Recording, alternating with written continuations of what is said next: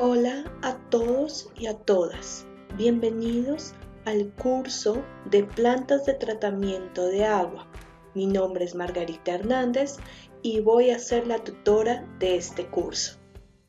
El día de hoy vamos a abordar un tema muy interesante que nos permitirá contextualizarnos sobre qué tipos de plantas de tratamiento de agua potable, que de aquí en adelante vamos a conocerlas por las siglas de la PETAP, existen antes de comenzar a diseñar dichos procesos.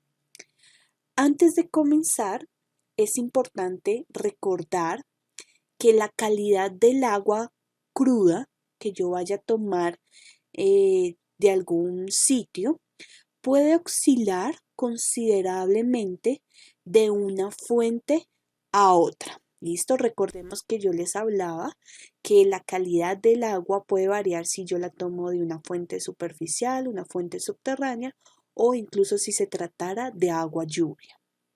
Por ello, el tipo de tratamiento requerido para producir agua potable también varía. Y esto está en función de la fuente de captación y, por supuesto, de la calidad del agua.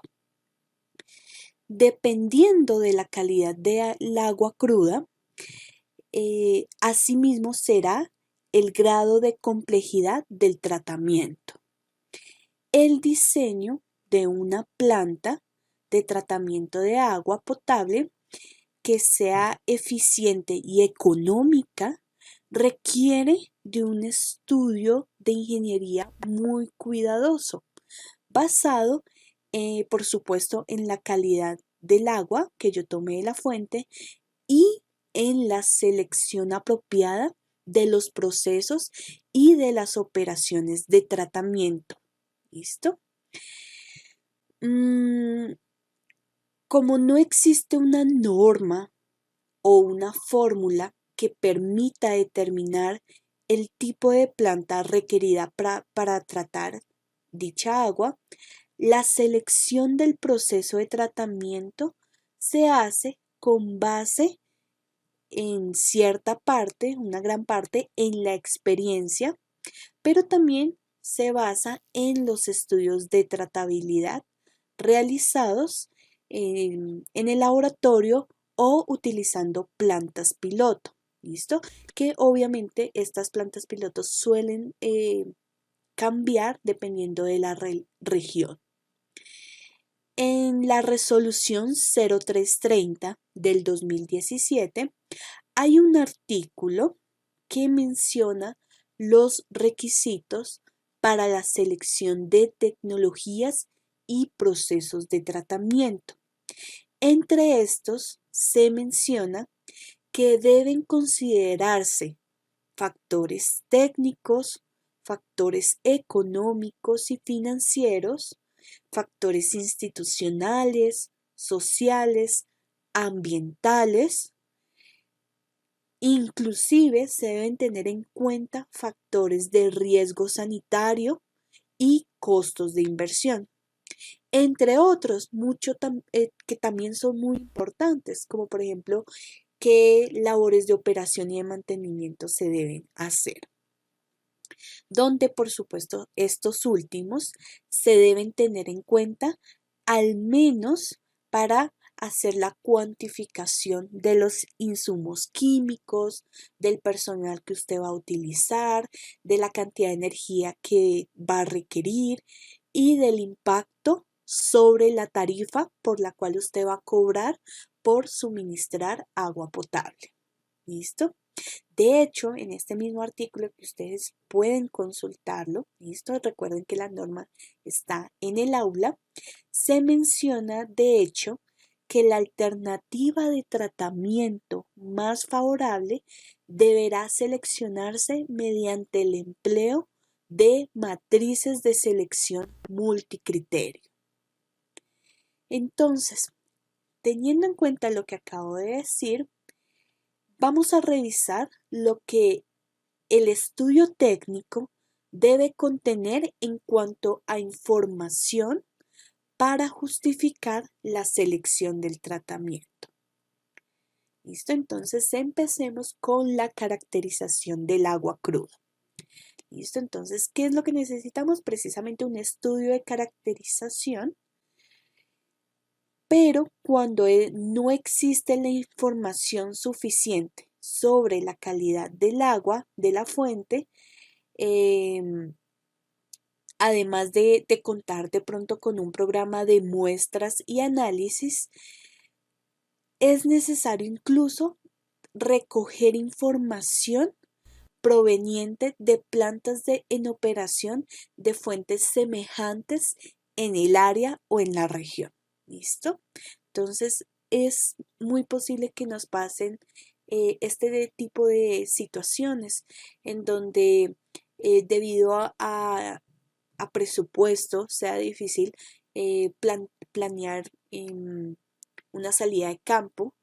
¿Listo? Una visita técnica en donde podamos tomar muestras y no solamente tomar muestras, sino tener el presupuesto también de mandarlas a un laboratorio para que realicen los ensayos. Esto puede ser muy costoso o bueno, costoso, ¿listo? Pero en dado caso de que no se pueda hacer eso o digamos se pueda hacer pero a un número de muestras muy limitante, pues lo ideal o la segunda alternativa más bien es recoger información secundaria de plantas que operen con calidades de agua muy semejantes a las que ustedes van a obtener. ¿Listo? Lo segundo que se debe mencionar para justificar la selección de la planta en el informe técnico es acerca de la inspección sanitaria en campo y la determinación del nivel de riesgo. ¿Listo? Esto se hace más que todo a nivel de microcuenca. ¿Listo? El tercer punto es que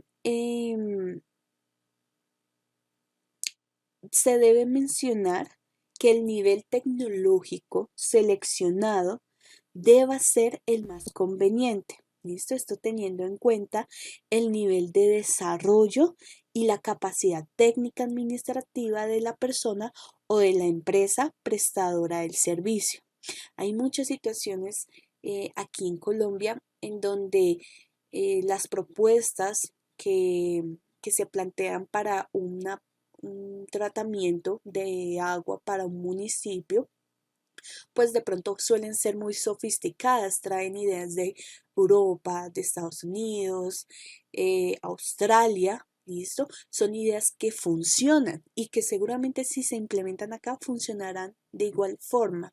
Pero, como les decía, son tan sofisticadas que, eh, que a lo mejor el dinero solo alcanza para la inversión inicial, pero luego se terminan abandonando porque nunca se tuvieron en cuenta los costos, por ejemplo, de energía.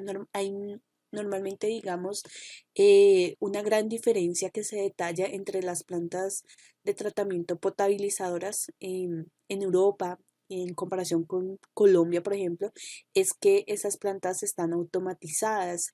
Hay una pequeña inversión en la parte de inteligencia artificial que aquí no la hay. Entonces son, sí, por supuesto, sofisticadas, rigurosas, se desempeñan muy bien, pero aquí no, en muchos sitios del país no sería posible. Listo. Algo que también se debe tener en cuenta es los criterios y los parámetros de diseño, supremamente importante.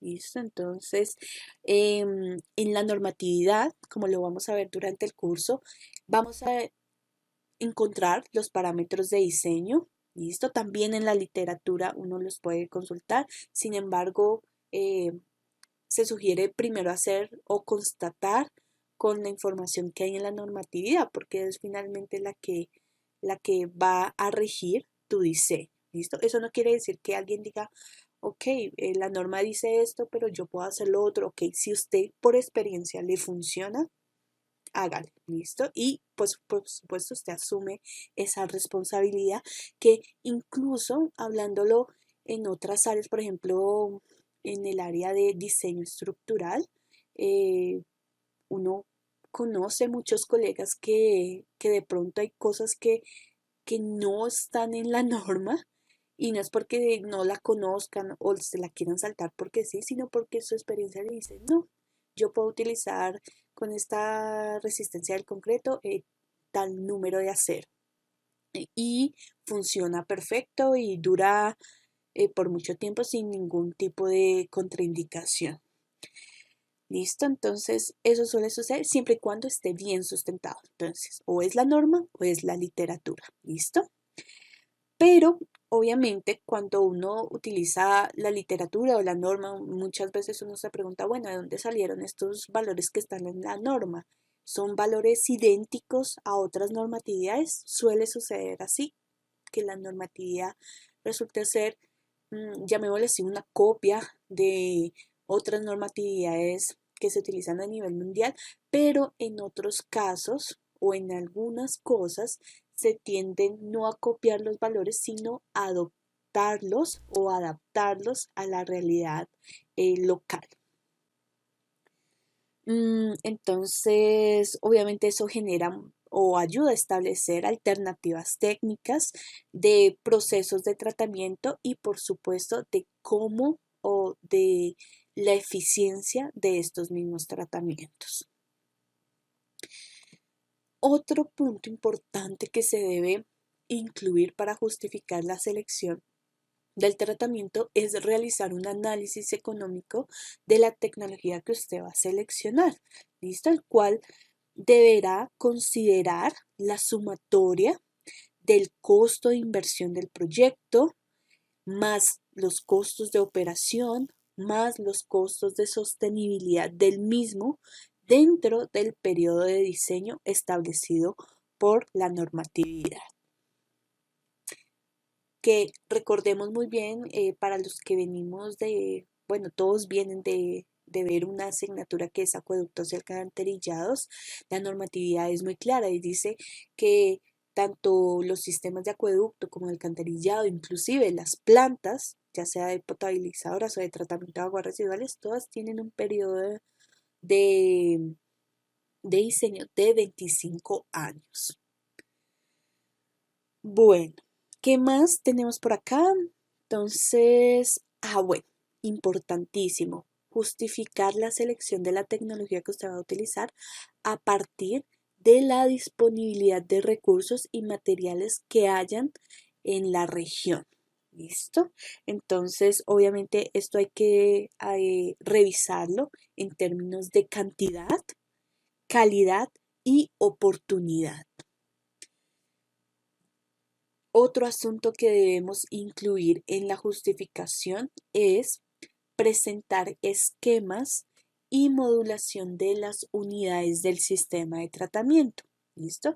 Sobre todo cuando uno dispone de tratamientos que contienen múltiples unidades de un solo proceso, pues se deberá verificar en el diseño la operación del sistema con una unidad fuera del servicio. ¿Listo? Eso suele suceder, sobre todo en ciudades grandes donde se diseñan generalmente los tratamientos se diseñan a una capacidad, la capacidad máxima es la capacidad de diseño, ¿listo? Pero en ciertas ocasiones, sí, no mentiras, uno diseña para, por supuesto, para el caudal de diseño, ¿cierto? Que depende mucho de la cuantificación de la población que va creciendo con el paso de los años, pero generalmente se suele aumentar ese caudal. ¿Listo? Entonces uno usualmente tiene unidades de tratamiento como alternativas B para cuando en las labores, la planta entre en labores de mantenimiento y aseo, pues entonces sale una unidad de tratamiento y la otra empieza a operar. ¿Listo? Y así se va intercalando su funcionamiento. Otro punto importante que se debe incluir en el informe técnico es la presentación de un presupuesto por etapas. ¿Listo? Que debe contemplar costos de obra civil, los costos de los suministros, costos ambientales, inversión, operación, mantenimiento, así como la evaluación financiera y económica del proyecto. ¿Listo? ¿Cuál es la diferencia de este que veíamos acá, del análisis económico? Ese análisis económico es a manera general, o sea, al final de los 25 años de periodo de diseño, ¿cuánto se gastará? Pero aquí el presupuesto se presenta por etapas, ¿listo? Porque también las plantas, ellas deben responder a una demanda demográfica que va creciendo con el paso de los años. Entonces, de una vez, uno no construye la planta a su máxima capacidad, sino que va por etapas. Entonces, debe presentarse hacia el proyecto, ¿listo? Para que de esa forma se demuestre cuál va a ser su plan de financiamiento durante esos 25 años. Bien, ¿qué otro punto se debe tener en cuenta? Pues se debe tener en cuenta o se debe realizar un análisis de vulnerabilidad del sistema de tratamiento en caso de variaciones extremas de la calidad del agua cruda. ¿Listo? Eso suele suceder. Digamos, es posible que, digamos, en un inicio ustedes al seleccionaron un tren de tratamiento basándose en mm, en, en la calidad del agua de un río, ¿cierto? Porque el río va a ser la fuente de captación. Pero es posible que aguas arriba de donde se encuentre el punto de captación, no sé, de pronto había una fábrica que operaba de una manera, utilizaban unos productos particulares y de la noche a la mañana empezaron a cambiar, ¿listo? Y es posible que sean productos mucho más contaminantes o que generen algún perjuicio en la calidad del agua, aguas abajo. Entonces, eso, por supuesto, va a variar la calidad y puede que la planta ya no funcione como antes funcionaba. ¿Listo? Entonces, para eso son los análisis de vulnerabilidad. Ahora, ese es en cuanto a un escenario donde se cambie la calidad del agua, pero también suele suceder o se deben hacer análisis de vulnerabilidad cuando el caudal también varía. ¿Listo? El caudal a tratar varía.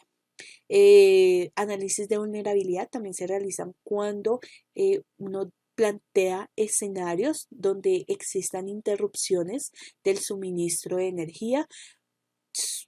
Obviamente en algunos lugares donde la energía no sea constante, imaginémonos un escenario bien fuerte, incluso donde hayan problemas de seguridad pública y pues ustedes ya saben cómo funciona eso, que hacen atentados, entonces eh, resulta que también,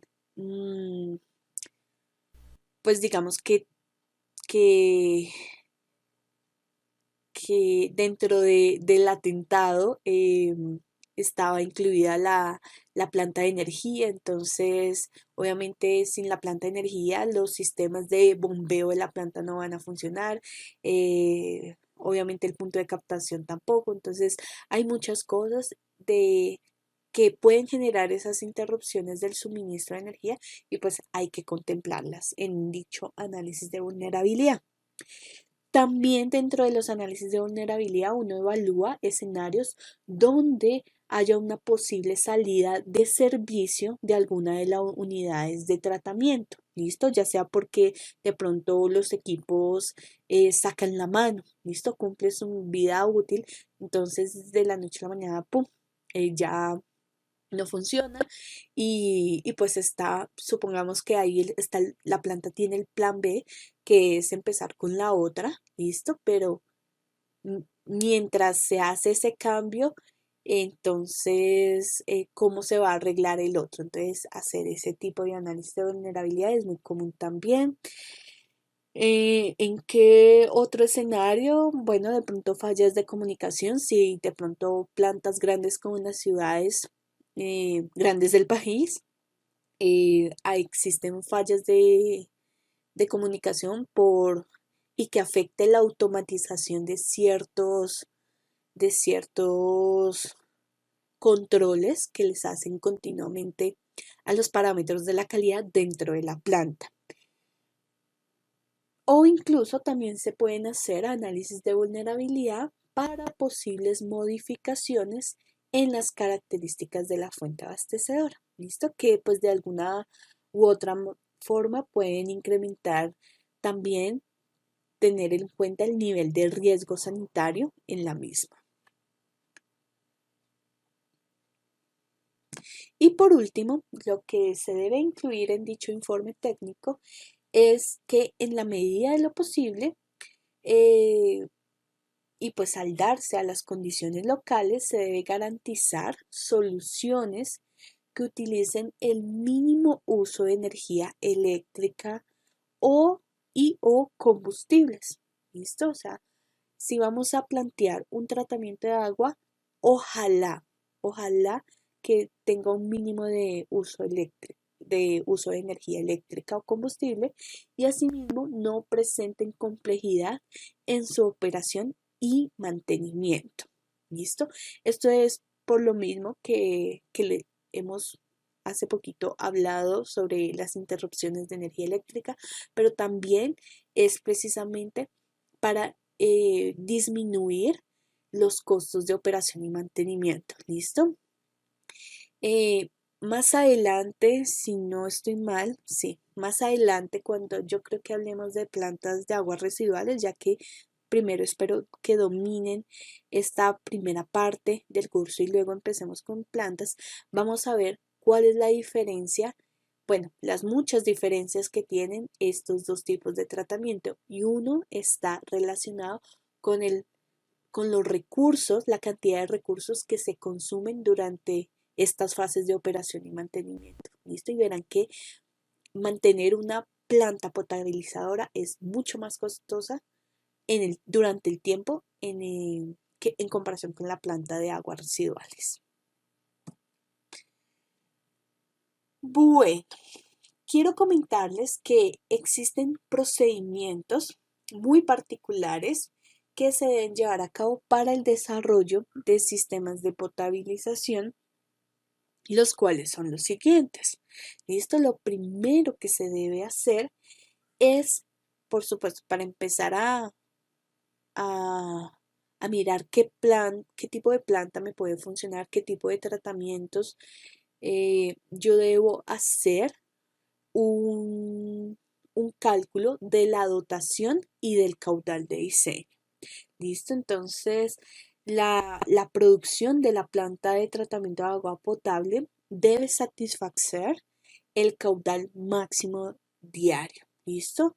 Entonces, en la normatividad, en la 330 del 2017, van a encontrar que las plantas de tratamiento, el caudal de diseño de las plantas es el caudal máximo diario.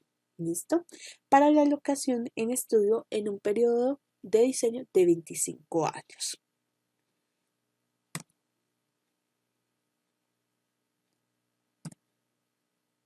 Lo segundo que se debe realizar como procedimiento es que ustedes, una vez hayan cuantificado la cantidad de agua que se va a tratar, luego, mediante un estudio de oportunidades o de una matriz eh, bien sustentada, puedan elegir la ubicación perfecta de la planta. ¿Listo? Para poder elegir la ubicación perfecta de la planta, se deben considerar algunos aspectos que son los siguientes. ¿Listo? El primero que se debe tener en cuenta es la disponibilidad de predios. ¿Listo? Que esta disponibilidad de predios obviamente se tenga en cuenta para todas las fases de construcción y del proyecto, verificada de acuerdo con el plan de ordenamiento territorial o del Plan Básico de Ordenamiento Territorial, o incluso, si no se cuenta con eso, con el Esquema de Ordenamiento Territorial. Esto es súper importante. Estos documentos, yo creo que si vieron acueductos y alcantarillados, para poder hacer el diseño de estos sistemas también, de esta infraestructura, se debe contar con el plan de ordenamiento territorial. ¿Listo? El segundo aspecto que se debe tener en cuenta es que para identificar el sitio que se va a seleccionar, se debe priorizar en que la llegada del agua cruda sea por gravedad. ¿Listo? Y de ser posible, su distribución también sea de la misma forma. ¿Listo? Esto a veces no se puede por condiciones topográficas, pero la idea es que tanto la llegada como la salida sea por gravedad. ¿Listo? Obviamente, como les decía, se deben tener en cuenta las condiciones geomorfológicas y geográficas, pero en caso contrario, de que precisamente la topografía no les favorezca, pues durante esta selección traten de utilizar eh, el análisis multicriterio de alternativas. ¿Listo? Para buscar el sitio más conveniente para realizar, ya no por gravedad, sino por bombeo. El tercer aspecto que se debe tener en cuenta es que el sitio que usted vaya a seleccionar debe tener fácil acceso a conexión de energía eléctrica. ¿Listo? No hay ningún sistema de tratamiento que no funcione o que no funcione con energía eléctrica, o sea, puede utilizar un mínimo de energía, pero siempre va a haber, o sea, siempre va a necesitar el recurso energético. ¿Listo? Sin embargo, también se solicita o se le sugiere a la persona que vaya a seleccionar el sitio que evalúe otras fuentes alternativas, fuentes alternas o energías alternativas. Claro que sí, existen en el mundo plantas de tratamiento potabilizadoras que sean sostenibles, sí las hay. ¿Listo? Entonces, también, bueno, aquí en el país no conozco ninguna experiencia local, pero en el mundo sí lo va a ver, sí seguramente lo va a ver y de hecho me estoy acordando de una que vi en un documental que eh, déjenme buscarlo y se los compartiré en el aula, ¿listo? Para que ustedes lo puedan ver y verán que es supremamente interesante.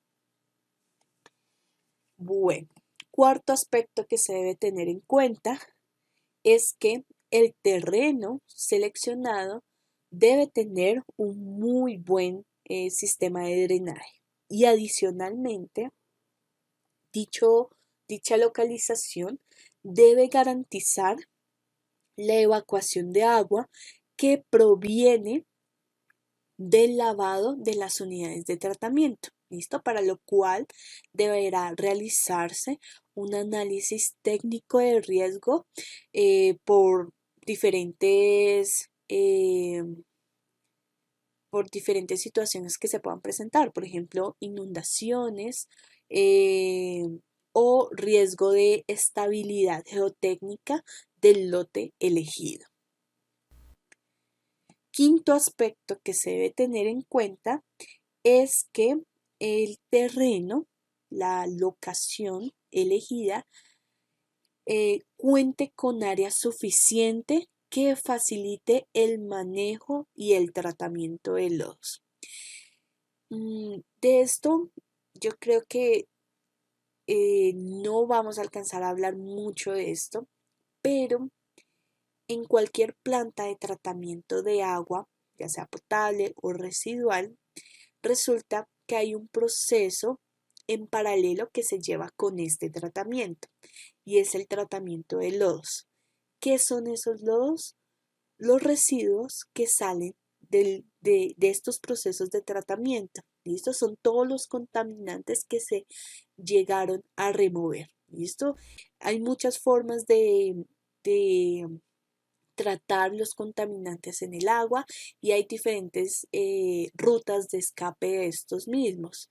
¿Listo? Puede ser por aire, pero también suelen depositarse en las zonas, en el fondo de cada una de las unidades de tratamiento y obviamente esto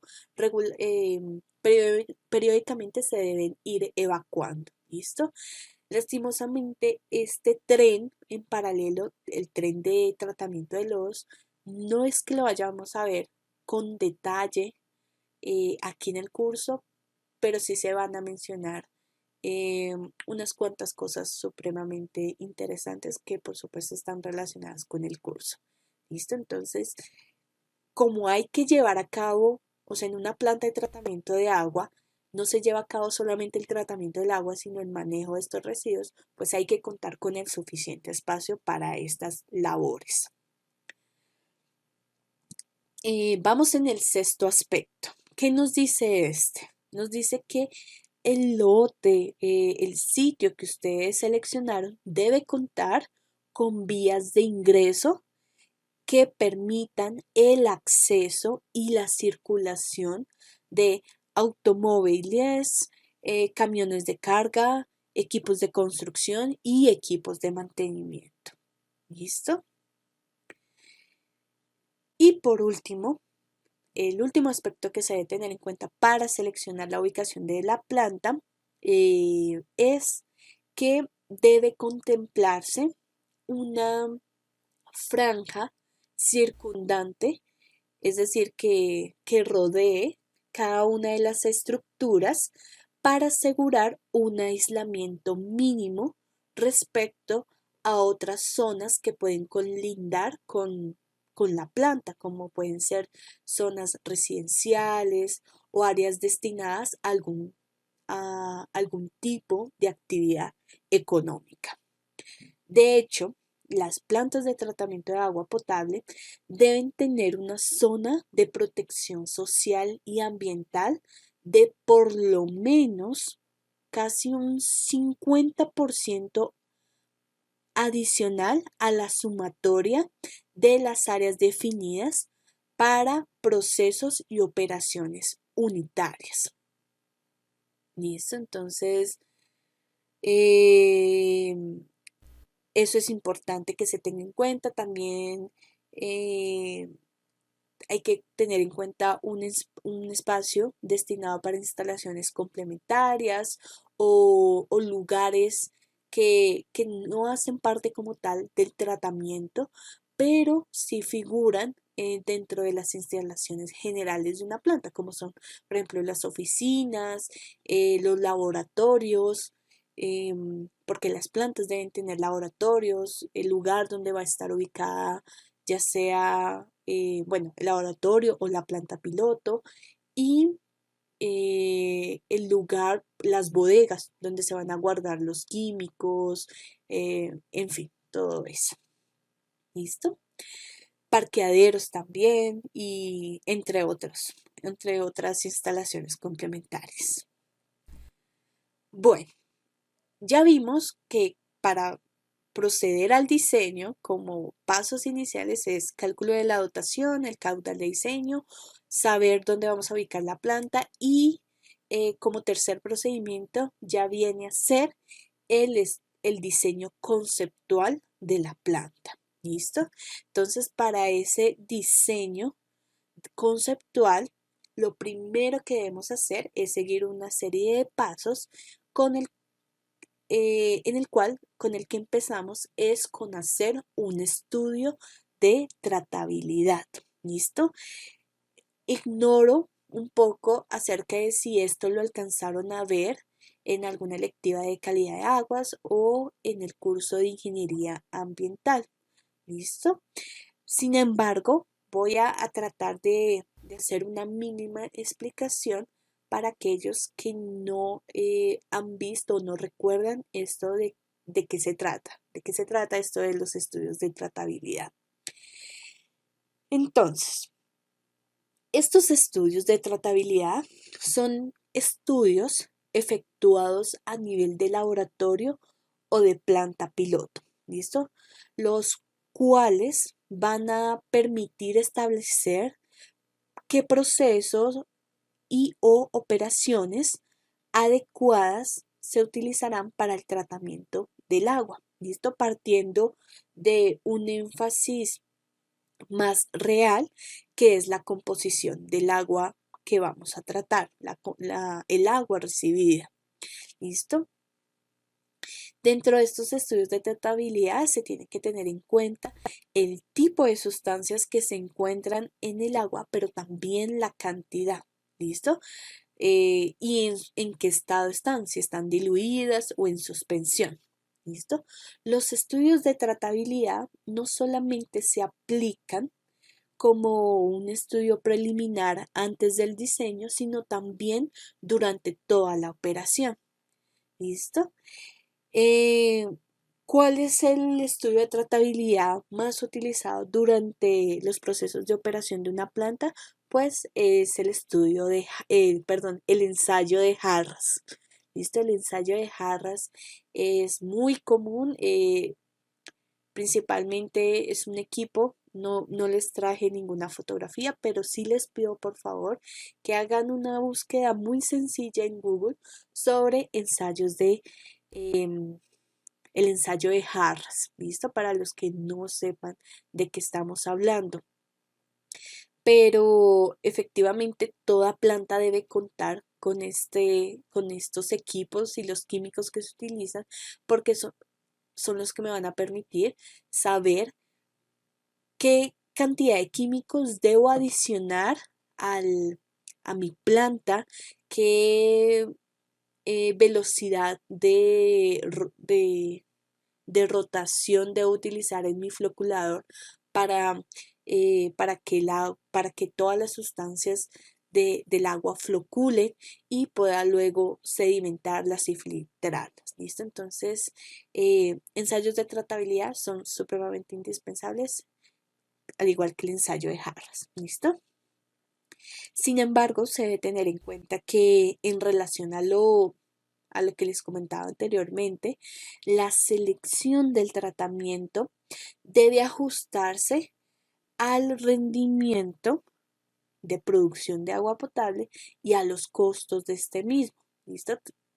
Esto con el fin de evitar, por supuesto, errores en la inversión que usted calculó como inversión inicial, sobre todo si varias empresas serán las encargadas de tanto de invertir como de operar eh, la planta de tratamiento o la planta potabilizadora. ¿Listo? Bueno, como les decía, los estudios de tratabilidad son prácticamente ensayo de Harras o test de Harras y se componen de hacer ensayos tipo físico-químico para saber qué coagulantes voy a utilizar, la cantidad y cómo debo flocular. Em, Se incluyen ensayos, bueno, se incluyen no en gran medida, pero sí sobre todo en las plantas grandes, ensayos biológicos de aireación para los lodos que se van depositando en cada una de las unidades de tratamiento, que también quiero que tengan esto en cuenta de aquí en adelante. Nosotros hablamos de lodos aquí en el área de la potabilización y el saneamiento ambiental, pero el término técnico más adecuado para describir lodos son fangos activos. ¿Listo? Y también los test de tratabilidad incluyen ensayos de nitrificación y desnitrificación, ensayos de eliminación de fósforo, ensayos de decantación o sedimentación y ensayos de flotación. ¿Listo? Entonces, todo eso que les comenté hace parte de un estudio de tratabilidad. Ahora miremos qué sigue.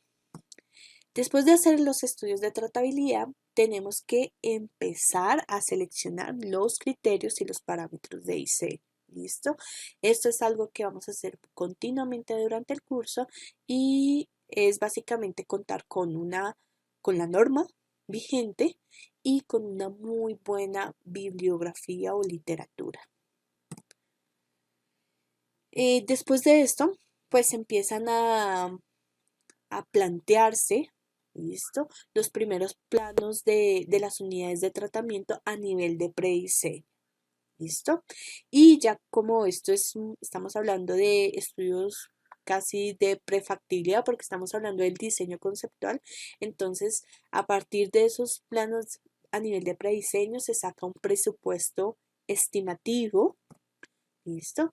Y finalmente esos diseños conceptuales, no estamos hablando de un solo diseño conceptual, estamos hablando de varios diseños, porque eso es lo que hay que ver, lo que debe realizarse como procedimiento. No seleccionar una sola planta, o más bien, se selecciona una planta, pero a partir de muchas alternativas. ¿Listo? Entonces, una vez que usted tenga esas alternativas, pues básicamente el filtro definitivo que se utiliza es el presupuesto, es la inversión que se va a hacer. Entonces, después de tener el presupuesto estimativo, lo que se hace es seleccionar el tratamiento. ¿Listo? Y ya con el tratamiento finalmente seleccionado, lo que se hace como último procedimiento es los cálculos, el diseño y la adecuación hidráulica de mi sistema de planta, del sistema de la planta del tratamiento. ¿Listo? A ver, eh, digamos que lo que nosotros vamos a ver acá como diseño se puede entender muchas cosas, ¿listo?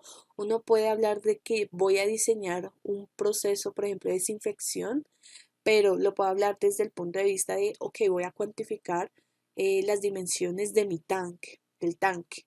Y cuando vayamos allá van a ver que es muy sencillo, pero eso no es solamente el diseño también hace parte de la, de la cuantificación de la cantidad de cloro que usted va a usar, por cuánto tiempo y cuánto lo va a dejar ahí en contacto, ¿cierto? Entonces son muchas cosas que obviamente van a incidir mucho en la eficiencia del tratamiento. Pero aparte de esos cálculos de las unidades que se van a utilizar, de los químicos que se van a utilizar, también hay una importante y es la hidráulica. ¿Listo? Hay muchas plantas, ya sean potabilizadoras o de aguas residuales, que están perfectamente diseñados, o sea, las unidades están muy bien, la cantidad de químicos o la forma de las unidades, los equipos están perfectos, están bien diseñados, se seleccionaron de manera adecuada, pero a veces las conducciones hidráulicas que se necesita para transportar el agua de una unidad de tratamiento a otra suelen fallar y esas pueden incidir en la efectividad del tratamiento. ¿Listo? Una mala ubicación de unas rejillas, una mala eh, aireación debido a aireación del agua, debido a que la estructura hidráulica no se diseñó bien, puede incidir en la calidad del agua final. ¿Listo? Entonces, eso es importante.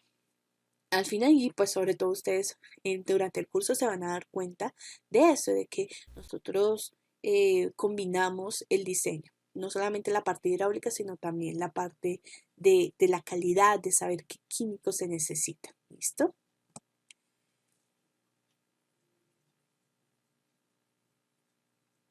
Bueno, teniendo en cuenta lo que les comentaba, existen procesos de potabilización. eh, Existen muchos procesos de potabilización en la actualidad. ¿Listo? Pero hay que tener en cuenta lo siguiente. Una planta de tratamiento está compuesta por tres subsistemas, si es como lo queremos llamar. ¿Listo? El primer subsistema se conoce como tratamiento preliminar del agua cruda. ¿Listo? Después de este tratamiento preliminar sigue un tratamiento principal. El tren de tratamiento principal es como se le conoce, ¿listo? Donde se van a llevar a cabo, por supuesto, los procesos más sofisticados para tratar el agua. Y el tercer subsistema sería el del tratamiento de lodos. ¿Listo? A continuación vamos a hablar solamente de los dos primeros, del tratamiento preliminar y el tratamiento principal. Entonces, miremos el tratamiento preliminar. El tratamiento preliminar generalmente consta de 3 procesos. ¿Listo? Bueno, 4 teniendo en cuenta etapas o los dispositivos que se deben tener en este tren de tratamiento. ¿Y con qué se empieza? Con un proceso que conocemos como cribado. ¿Qué es el cribado? O más bien, ¿a qué hace referencia el cribado? Pues básicamente es tener unas rejillas, puede ser una rejilla gruesa seguido de una rejilla fina, donde su finalidad es remover los desechos que tienen tamaños muy grandes y que pueden llegar a obstruir o dañar los equipos de las plantas. ¿Listo? Y pues como les decía, esta remoción de desechos grandes se hace a partir de rejillas, ¿listo? Gruesas y finas. ¿Listo? Entonces, generalmente estas rejillas se encuentran en los puntos de captación del agua, ¿listo? Generalmente, por ejemplo, en un río podemos encontrar que dentro del río hay hojas, hay piedras, hay troncos. mm, bueno, en una planta de tratamiento de aguas residuales, por ejemplo, en la petar del Salitre, la de Bogotá, todas las aguas residuales están canalizadas y pues ustedes saben que parte de la educación ambiental que le falta a nuestras comunidades es que, digamos, la gente no bote cosas a estos canales, ¿listo? Pero pues, por supuesto, a veces esto no se logra, se tiran colchones, se tiran elementos de, perdón, residuos de demolición, entre otras cosas. Entonces, todas esas cosas llegan a las plantas y pues se necesita este cribado para poder removerlas, ¿listo? Porque imagínense entrando, entrando residuos, por ejemplo, de demolición a los equipos de las plantas, se las tiran totalmente. Entonces, este proceso es supremamente importante.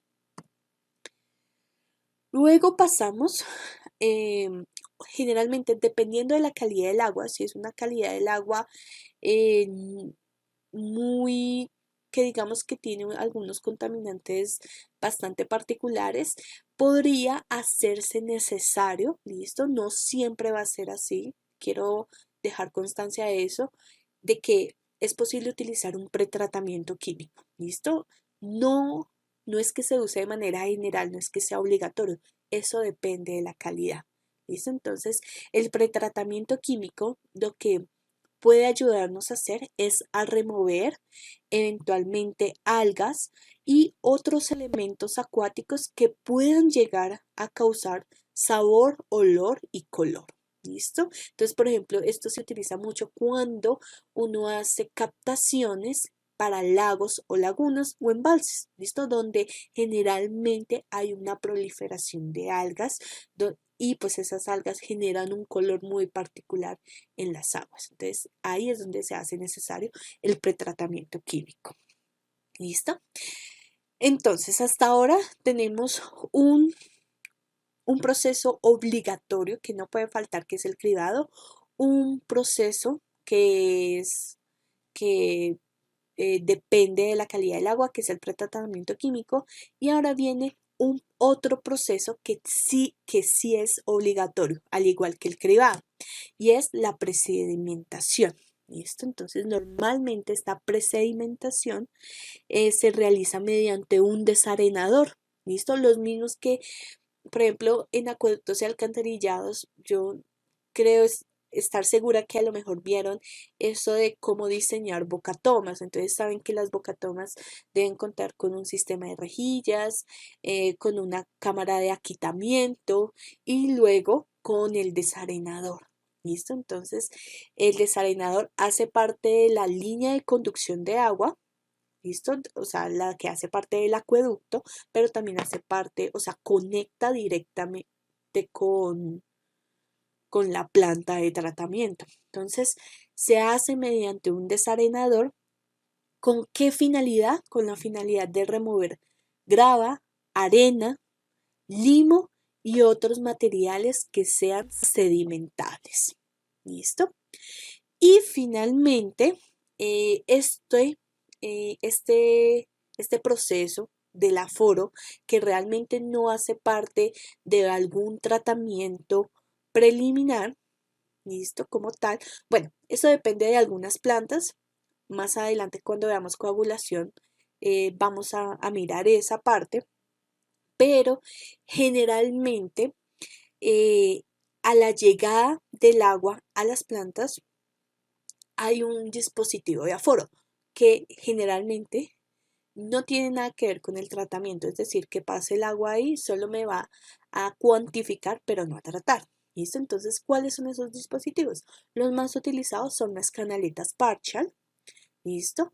Pero también hay vertederos, ¿listo? Ahí de hecho hay un tipo de vertedero particular que se me fue el nombre.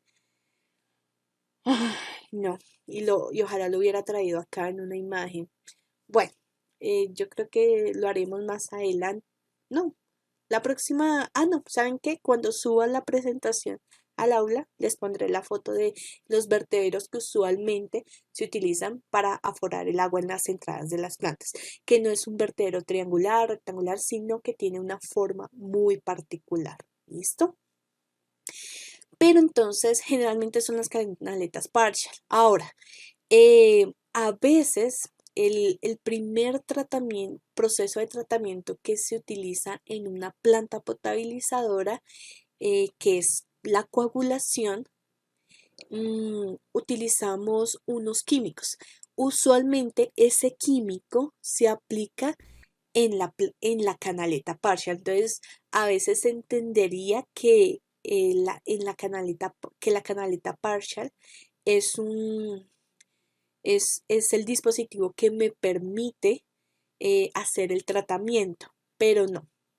Aquí, aquí hay que manejar las dos perspectivas.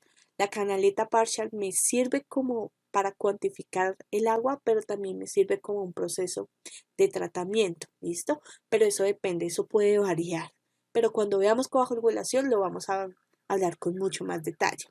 Por ahora quedémonos de que debe haber un dispositivo de aforo en la entrada de la planta, que va a ser después del desarenador. ¿Listo? Bien. Ahora veamos de qué se trata el tren de tratamiento principal. Bueno, este tren de tratamiento principal tiene varios procedimientos, varias operaciones, pero no todas estas operaciones se utilizan en una planta de tratamiento convencional. ¿Listo? Hay ciertas unidades que se tienden a omitir o a ignorar porque no son necesarias. ¿Listo? Dependiendo, eso sí, es decir, uno quita una unidad de tratamiento es porque de pronto esa unidad en particular remueve un contaminante que no tiene mi agua inicialmente. Entonces, ¿para qué la voy a utilizar? Es básicamente eso. ¿Listo? Entonces, lo que voy a hacer acá es mostrarles cómo sería un tren de tratamiento, cómo sería la secuencia de procesos y de unidades que se utilizarán si, si se utilizaran todos los tratamientos. ¿Listo? Entonces, vamos a empezar con la aireación. ¿De qué se va, o más bien, cuál es el propósito principal de la aireación? Básicamente la de remover olores y gases disueltos en el agua. ¿Listo? ¿Cómo se hace la aireación? Se hace mediante la adición de oxígeno para mejorar sobre todo su sabor. ¿Listo? Recordemos que los gases disueltos del agua generan eso, olores y sabores no agradables. Entonces, mediante el ingreso de oxígeno, pues esto se puede remediar. ¿Listo? Después de la aireación seguiría la famosa coagulación, y posteriormente floculación. A veces hablamos de que la coagulación y floculación se realizan es un mismo tratamiento, pero realmente no lo es. ¿Listo? La coagulación se realiza mediante unos mecanismos muy distintos al de la floculación. ¿Listo? Sin embargo, cuando entremos en detalle vamos a ver eso cuando corresponda, pero ahorita solo quiero que se queden con que la coagulación y la floculación tienen el propósito principal de convertir los sólidos no sedimentables en sólidos sedimentables. ¿Listo?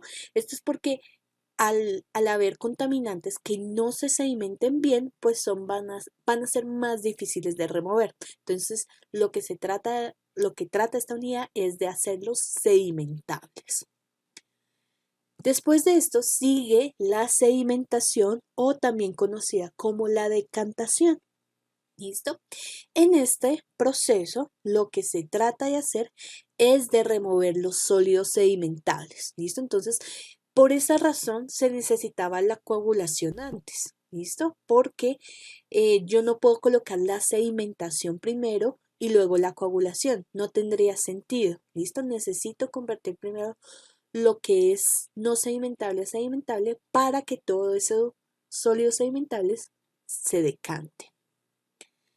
Bien, después de la sedimentación puede haber o no un proceso de ablandamiento. ¿Listo? Y este proceso, cuando les digo puede que haya o no, es porque este proceso usualmente no se utiliza si solo si se utiliza agua o la fuente de captación son aguas subterráneas. ¿Listo? Entonces, ¿esto por qué es? Porque el propósito del ablandamiento es remover la dureza. ¿Listo? Algunos iones de magnesio, de calcio, entre otros que producen dureza en el agua. Después del ablandamiento puede seguir la filtración. ¿Listo? En la filtración, ¿cuál es ese propósito? Pues básicamente remover los sólidos finos o los flocks o sí, más adelante vamos a ver a qué hace referencia los flocks, pero los flocks hagan de cuenta que es como una masa que se forma de muchas partículas de algún contaminante en específico. ¿Listo? Entonces, esas masitas se conocen como flocks y eso es lo que trata de hacer la filtración. Lo que no se pudo remover por decantación, entonces lo que queda en suspensión se puede remover en la filtración. ¿Listo? E incluso la filtración me ayuda a remover incluso algunos microorganismos que se encuentran adheridos a estos sólidos en suspensión o partículas finas. Después de la filtración puede haber un proceso de adsorción en donde su objetivo principal es remover sustancias orgánicas y color. ¿Listo? La absorción, al igual que, bueno, la absorción es muy similar a lo que les comentaba sobre el pretratamiento químico para remover algas. Entonces, aquí también seguramente se necesitará un químico para poder remover todas estas sustancias que no se sedimentaron y no se filtraron. ¿Listo? Luego sigue un proceso de estabilización. ¿Listo? ¿Cuál es el propósito de la estabilización? Básicamente, remover todas aquellas sustancias que puedan generarme incrustaciones o corrosión en los sistemas hidráulicos o de distribución de agua potable. ¿Listo? Luego, ¿listo? Si es un agua que tiene altos contenidos de flúor, pues se necesitará un proceso de tratamiento conocido como fluoruración. ¿Listo? Que básicamente, pues digamos que no es muy común, de hecho no conozco ninguna planta potabilizadora aquí en Colombia que tenga este procedimiento, pero sí lo utilizan mucho en Estados Unidos. ¿Listo? Porque la calidad del agua en Estados Unidos es muy particular. ¿Listo? Tiene altos contenidos de flúor, entonces se utiliza la fluorización para removerlo. ¿Listo? Porque el flúor en ciertas cantidades puede beneficiar, por ejemplo, a la prevención de caries dental, pero en cantidades excesivas sí puede traer consecuencias negativas sobre la salud pública. ¿Listo?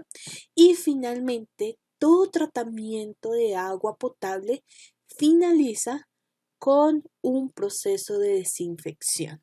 ¿Listo? Y el proceso de desinfección tiene el propósito de eliminar o desactivar organismos patógenos.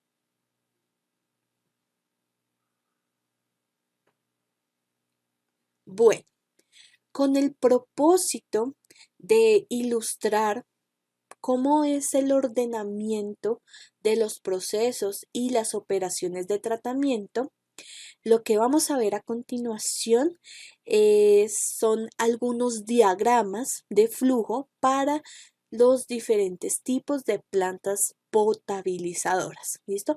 Así como sus aplicaciones. Entonces, el primer tren de tratamiento que les voy a mostrar pertenece a una planta potabilizadora convencional. ¿Listo? Generalmente este tipo de plantas son utilizadas para remover color, turbidez y microorganismos. ¿Listo? Entonces, ¿qué procesos y operaciones tiene estas plantas convencionales? Las plantas convencionales, bueno, tienen todo el proceso de pretratamiento, que el tratamiento preliminar que les comentaba inicialmente, pero no se tiene el pretratamiento químico. ¿Listo? De eso no hay en estas primeras etapas del tratamiento. El tratamiento, el tren principal del tratamiento va a iniciar con la coagulación, seguido de una floculación, seguido de una unidad de sedimentación, luego una unidad de filtración rápida y se finaliza con el tratamiento de desinfección adicionando comúnmente cloro en un tanque de contacto para luego salir a la red de distribución de agua potable. Entonces, esas son las unidades que componen un tren de tratamiento convencional. Bueno, a continuación, ahora hablemos de los trenes de tratamiento de agua potable conocidos como filtración directa. ¿Listo? Este es otro tipo de potabilizadora y aquí podemos ver, o sea, dentro de este tipo hay otros tipos que vamos a mencionar como tipo 1 y tipo 2. Entonces, la tipo 1, que es la que ustedes están viendo en pantalla, ¿en qué se diferencia del anterior, del tratamiento convencional? Básicamente, lo que se suprime en este tratamiento es la unidad de sedimentación. ¿Listo? Por esa razón se, se llama filtración directa, porque después de la floculación pasa directo al filtro. ¿Listo? Pero obviamente al modificarse, al quitarse la sedimentación, exige que la filtración ya no sea una filtración directa, perdón, un filtro rápido de arena, por ejemplo, sino un filtro con otros medios filtrantes más sofisticados. ¿Listo? Entonces, esa sería la tipo 1.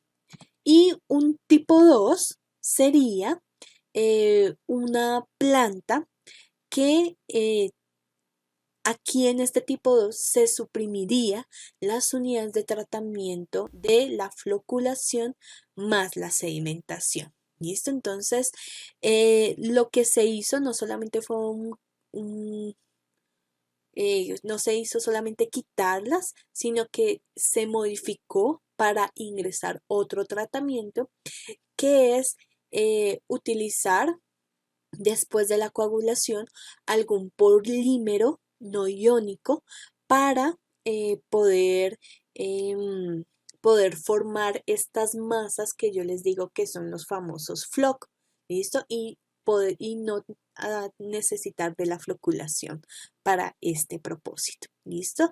Entonces, esas son las grandes diferencias. Ahora, ¿por qué yo me puedo dar el lujo de quitar la unidad de floculación o la unidad de sedimentación en un tratamiento convencional?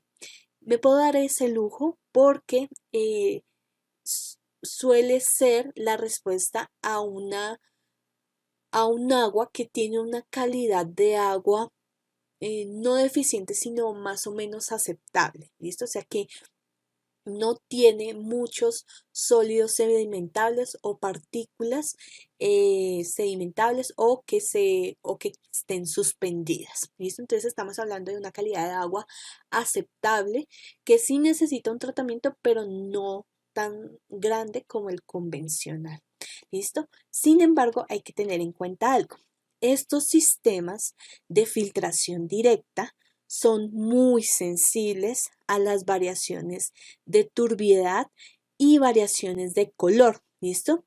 Por lo que no se suele adoptar como una solución tecnológica mientras no se tengan ensayos de laboratorio o planta piloto, ¿listo? Entonces, por ejemplo, aterricemos esta situación en Colombia. En muchos municipios es muy difícil que las plantas operen con plenamente con un laboratorio que a cada rato esté ensayando las muestras de agua que van saliendo de la planta o que tengan una planta piloto funcionando de manera paralela. Entonces, eh, esto hace que los operarios operen este sistema más o menos a ciegas. ¿Listo? Entonces, para evitar posibles errores, lo que se sugiere es que si usted no tiene estas herramientas que le van a ayudar a mejorar su operación de la planta, como los ensayos de laboratorio o la planta de piloto, pues sabe que asegúrese de que su tratamiento salga salga con una calidad buena y eso lo va a permitir el tren convencional de tratamiento. ¿Listo? Pero, por ejemplo, aquí en Bogotá, nosotros en Bogotá tenemos una planta al sur de la ciudad que es la planta El Dorado, que es una planta convencional, ¿listo? Pero al norte de la ciudad tenemos una planta de filtración directa, ¿listo? Entonces, ¿por qué es eso? Porque la planta del norte de la ciudad capta en una fuente que no está tan contaminada. ¿Listo? Entonces, como no hay como no hay variaciones de color, no hay muchas variaciones de turbiedad y tienen el lujo de contar con una planta piloto y con ensayos de laboratorio que les permitan verificar que efectivamente no hay variaciones, pues ellos dicen filtración directa está perfecta. ¿Listo? Entonces, eso es lo que pasa. Entonces, una desventaja de esta tecnología de filtración directa es que no suele, no, no suele ser recomendada para tratar aguas que presenten variaciones repentinas de calidad. Ahora vamos con un tipo de plantas de tratamiento de agua potables conocidas como filtración por múltiples etapas. ¿Listo? Más conocida por las siglas de FIME.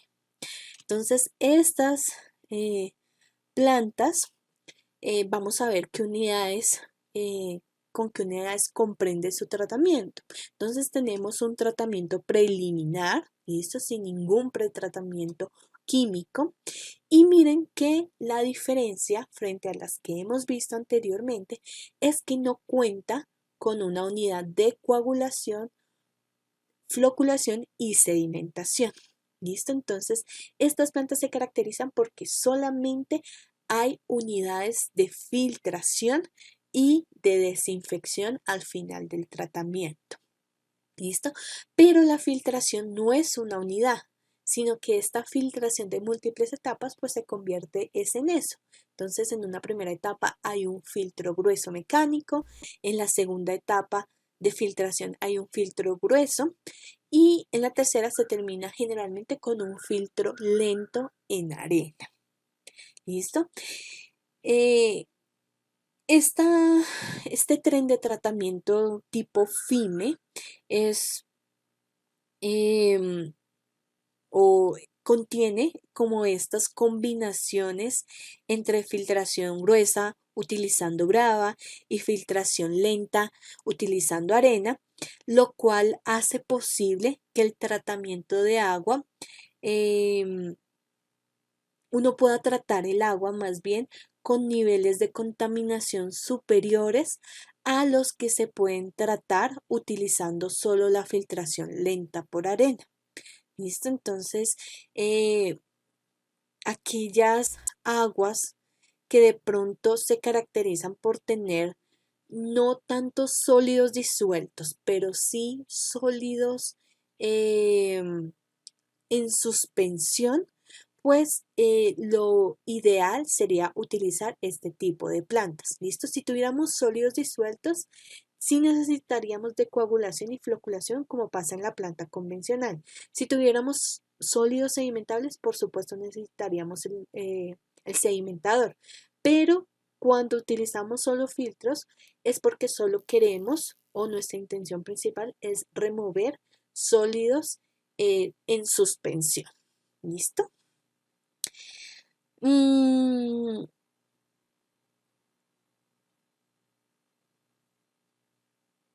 bueno, una característica de este tipo de tratamientos tipo FIME es que esta es muy utilizada, este tipo de tratamientos son muy utilizados en comunidades rurales, comunidades pequeñas o de medianos, bueno, municipios pequeños o medianos, ¿listo? De países en vía de desarrollo, ¿listo? Porque son muy, o sea, los procesos aquí, el tren de tratamiento principal, aparte del de desinfección, solamente utiliza procesos físicos, ¿listo? O sea, no se adiciona como tal ningún químico. Todo es el proceso físico que realiza el agua al pasar por un medio filtrante. Entonces, eso hace que su operación sea relativamente sencilla y no sea tan costosa. Por eso resulta ser como una solución muy adecuada para estas condiciones, para lugares con condiciones como les comentaba anteriormente. ¿Listo? Mm, es posible que, digamos, el agua que uno tome en cualquier parte, pues por supuesto tenga sólidos sedimentables, ¿listo? Pero teniendo en cuenta que ya en el pretratamiento tenemos un presedimentador que es el desarenador, perdón, entonces digamos que no, no hace mella, ¿listo? En el tren principal de tratamiento, ¿listo? Lo importante es que si ustedes cuentan con este tipo de plantas, sean muy exigentes con el uso de rejillas y el desarenador en el pretratamiento, perdón, en el tratamiento preliminar.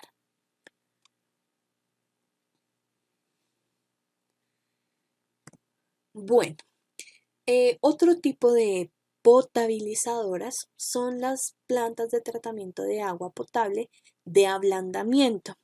Y aquí hay tres tipos de planta para este propósito. ¿Listo?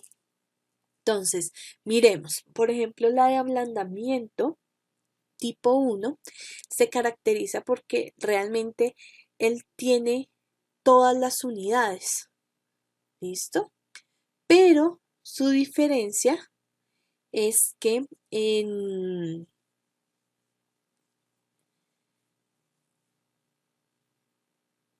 perdón, en esta tipo 1 Tiene todas las unidades excepto la de desinfección. ¿Listo? Pero, cómo es esta, o sea, cuál es la diferencia frente a la convencional? Que después de seguir un orden muy similar a la primera que vimos, que es coagulación, floculación, sedimentación, lo que se hace después de la sedimentación es nuevamente una floculación. ¿Listo? Entonces hay una floculación antes y después de la sedimentación, pero no sin antes de agregar soda ash, ¿listo? Para volver a flocular y sedimentar, ¿listo? Para luego filtrarlo. Finalmente, ¿qué es lo que ocurre? Las plantas de ablandamiento tratan es de eliminar la dureza, ¿listo? Pero la dureza en un agua, para eliminar esto, no es muy sencillo. ¿Listo? Y eso ustedes lo pueden ver precisamente por el número de unidades que se deben tener. Entonces, la etapa, o si ustedes ven, las etapas de floculación y sedimentación se repiten. ¿Listo? Entonces se ingresan unos químicos que van a ayudar a reducir la dureza en el agua, pero al inicio uno puede utilizar cal o óxido de calcio y luego utiliza soda ash o también como lo conocemos como carbonato de sodio. Entonces son dos químicos que van a acelerar este proceso, pero se hace de manera repetitiva, ¿listo?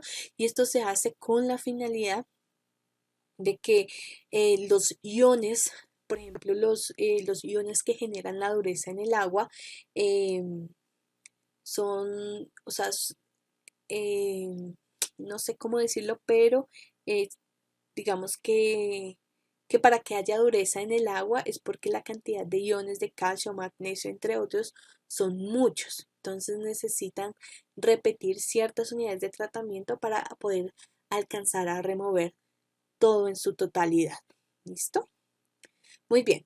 El segundo tipo de bueno, algo que quiero caracterizar frente a este tipo de tren de tratamiento es que eh, como les decía, no hay unidad de desinfección, ¿listo?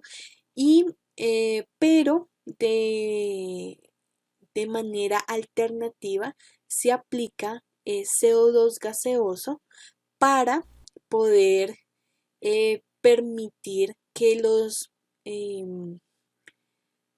se aplica CO2 porque resulta que en la filtración, los poros del medio filtrante generalmente tienden a albergar microorganismos que pueden eliminar materia orgánica o incluso patógenos. Entonces el CO2 resulta ser como un recurso que necesitan estos microorganismos.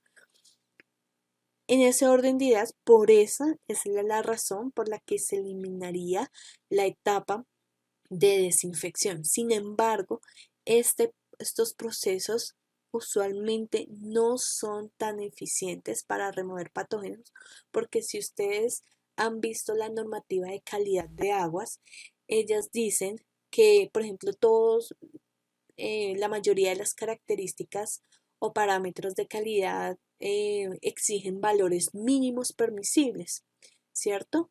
O, perdón, máximos permisibles.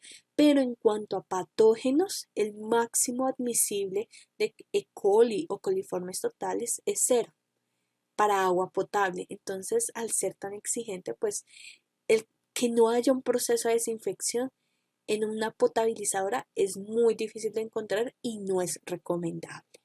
¿Listo?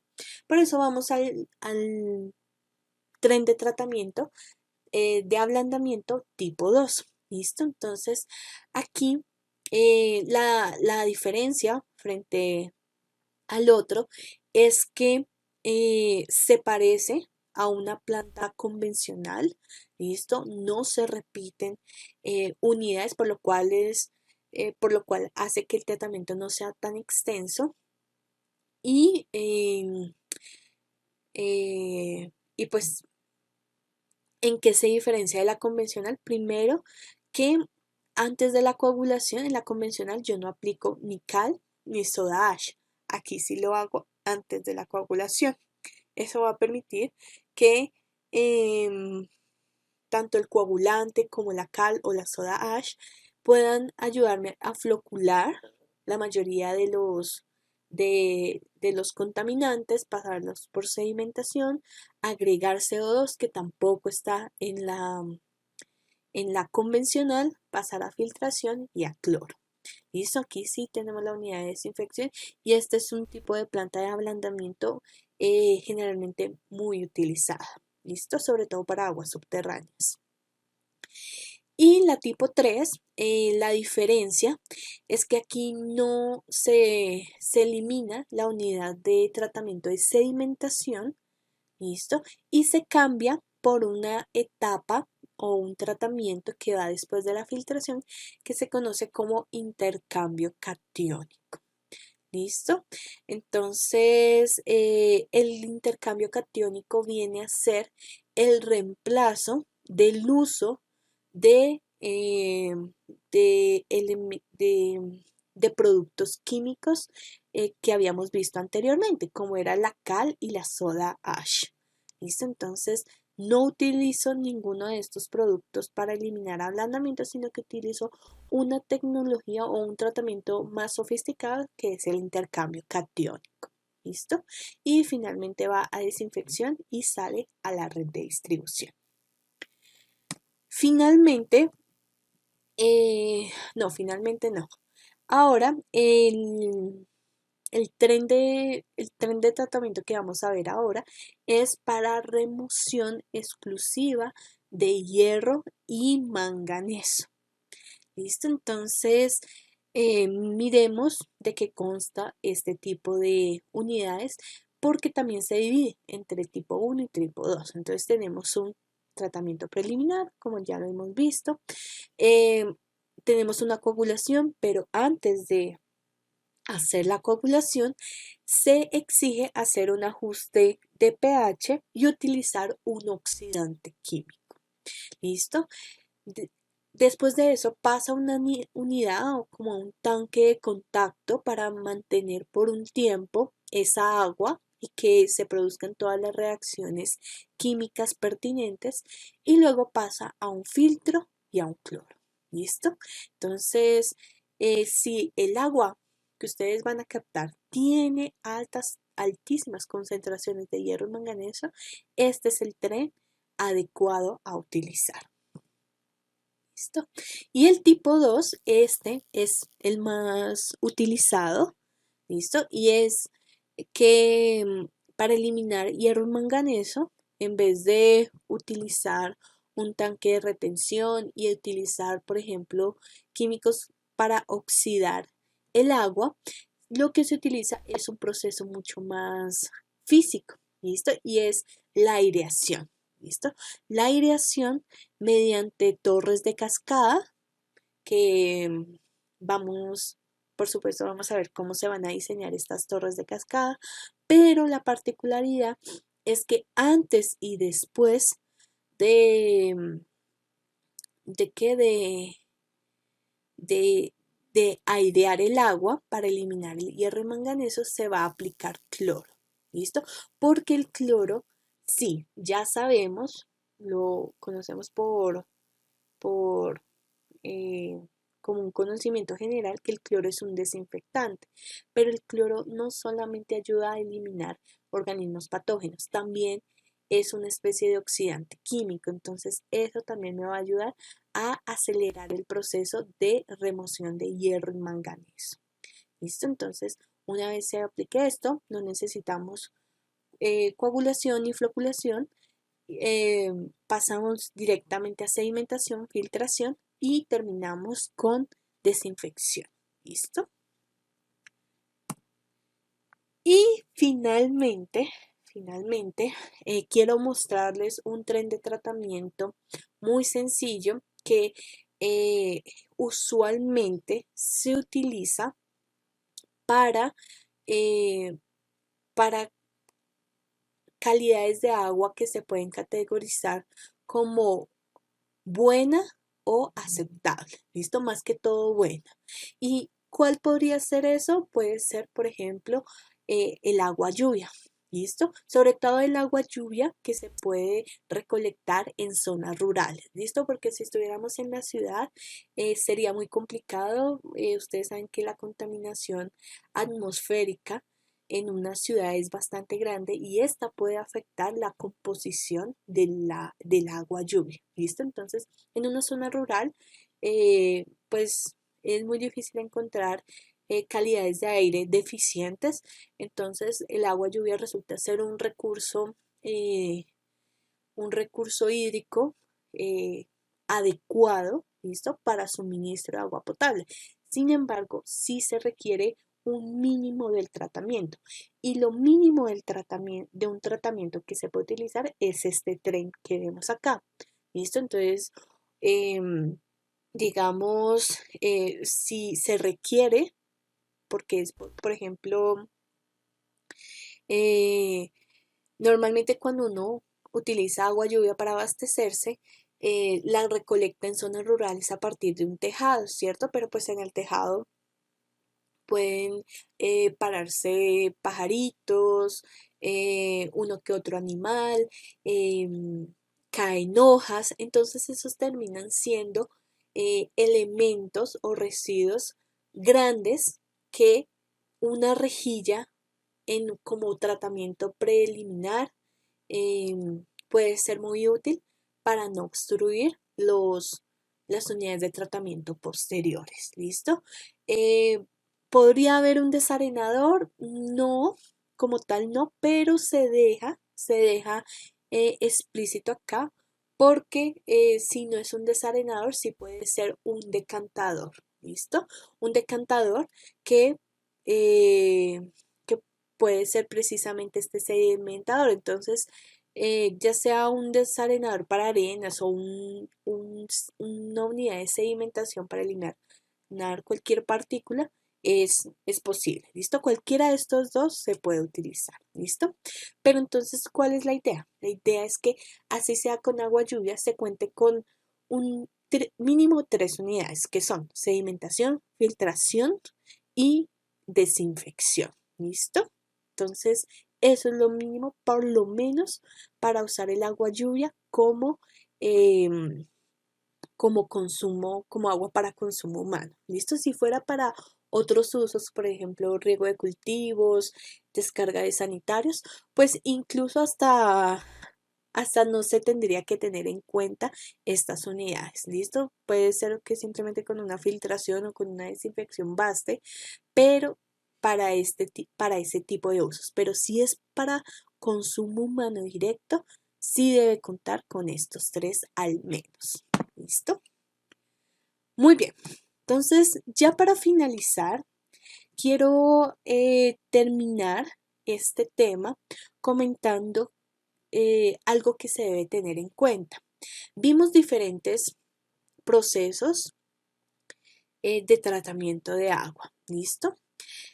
Vimos cómo generalmente se organizan y los tipos de trenes de tratamiento. Lo último que se puede concluir es que no importa el tren de tratamiento que tú utilices, siempre la unidad de desinfección va a ser uno de los procesos que nunca faltará en un tren de tratamiento. ¿Listo? Esto se entiende porque el agua para consumo humano, es decir, el agua potable, debe purificarse para que esté siempre libre de organismos patógenos, precisamente porque la norma es demasiado exigente. O sea, su valor máximo admisible es 0. Entonces, no puede haber lugar para no olvidar desinfectar el agua para consumo humano directo. ¿Listo? Entonces, la idea de que esté libre de microorganismos patógenos es que sea biológicamente segura. ¿Listo? La desinfección del agua es efectiva para dicho propósito si el agua eh, carece de material suspendido. ¿Listo? Entonces es muy importante ver que un agua Si el agua al final del tratamiento todavía usted puede observar que sigue habiendo material suspendido, seguramente es porque también existen organismos patógenos, ¿listo? Normalmente los microorganismos se adhieren a este tipo de material suspendido. Entonces, por eso la filtración también no es que sea muy obligatoria como la desinfección, pero sí se requiere, ¿listo? Porque es con la filtración que yo elimino el material suspendido. De hecho, la filtración también, su principal propósito es remover material suspendido, pero también como objetivo secundario es remover microorganismos.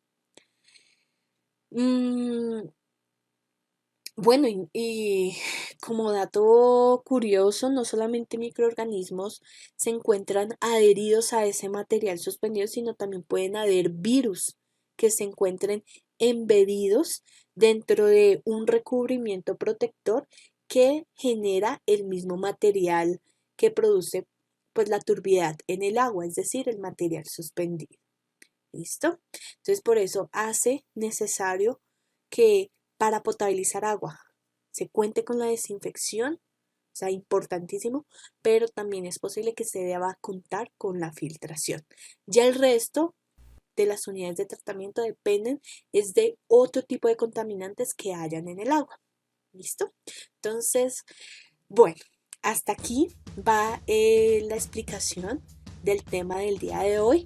Espero que si tienen comentarios y preguntas adicionales las puedan hacer en el foro de inquietudes del aula virtual o me las envíen personalmente al correo institucional. Chao, que estén bien.